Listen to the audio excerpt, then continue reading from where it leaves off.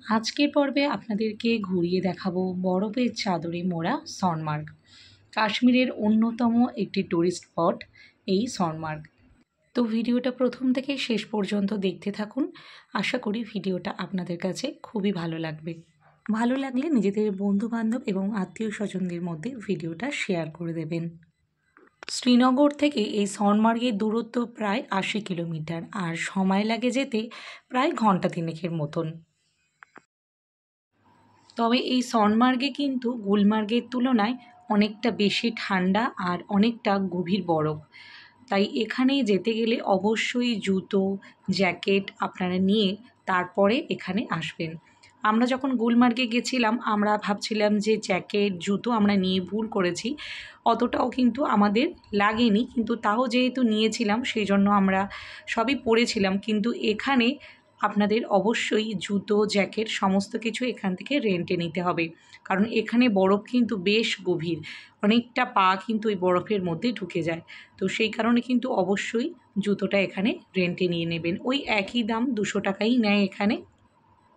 তো এই যে দেখতেই পাচ্ছেন আমরা এখন বাসে করে যাচ্ছি। আর যখন বাসে যাচ্ছিলাম তখন বাসের দুপাশে জানলা দিয়ে যখন দেখছিলাম এরকম সাদা বরফে ঢাকা পাহাড়, আর সেটা দেখে যে আমাদের কি ভালো লাগছিল সেটা আমি বলে ভাষায় প্রকাশ করতে পারবো না। তো আমরা সনমার্গে গিয়ে বেশ কিছুক্ষণ একটু বরফ নিয়ে খেলা করছিলাম। এই যে তোজো, তারপর আমার বোন, আমরা একসঙ্গেই গেছিলাম। তো একসঙ্গে আমরা সবাই মিলে একটু বরফ নিয়ে খেলা করছিলাম।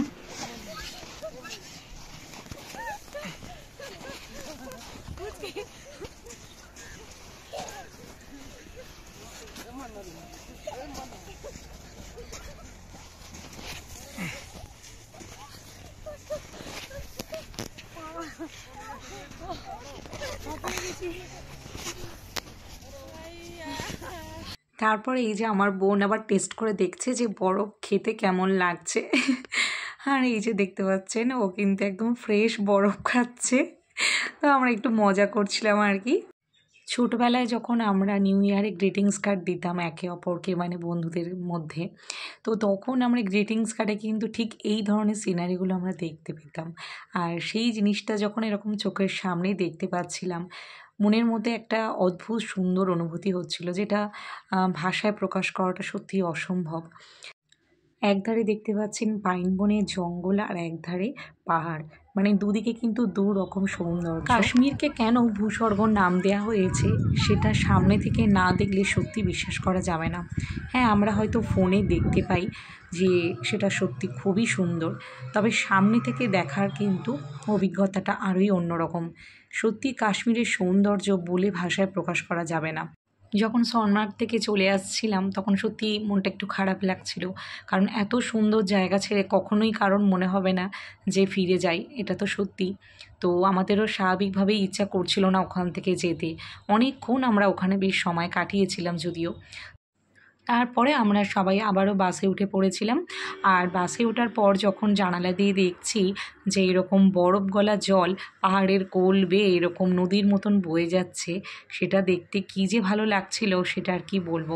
উপরে নীল আকাশ আর চারিদিকে এরকম বরফে চাদরে মোড়া পাহাড়, আর মাঝখান থেকে এরকম নদী বয়ে যাচ্ছে, আর চারিদিকে এরকম মেঘে পুরো আকাশ ছেয়ে গেছে। দেখতে পাচ্ছেন কতটা সুন্দর লাগছে দেখতে। তো যাই হোক, তারপরে আমরা রুমে ফিরে যাচ্ছিলাম বাসে করে সবার সাথে গল্প করতে করতে। তো আজকের ভিডিওটা এতটুকুই ছিল। আশা করি ভিডিওটা আপনাদের কাছে ভালো লেগেছে। ভালো লাগলে অবশ্যই লাইক করে দেবেন আর কমেন্ট করে জানাবেন কেমন লাগলো। আর আমার চ্যানেলে নতুন নতুন ভিডিও পাওয়ার জন্য অবশ্যই আমার চ্যানেলকে সাবস্ক্রাইব করে রাখবেন, পাশে থাকা বেল আইকনকে প্রেস করে রাখবেন। আজ তাহলে এই পর্যন্ত, দেখা হচ্ছে পরবর্তী ভিডিওতে। সবাই ভালো থাকবেন, সুস্থ থাকবেন, ধন্যবাদ।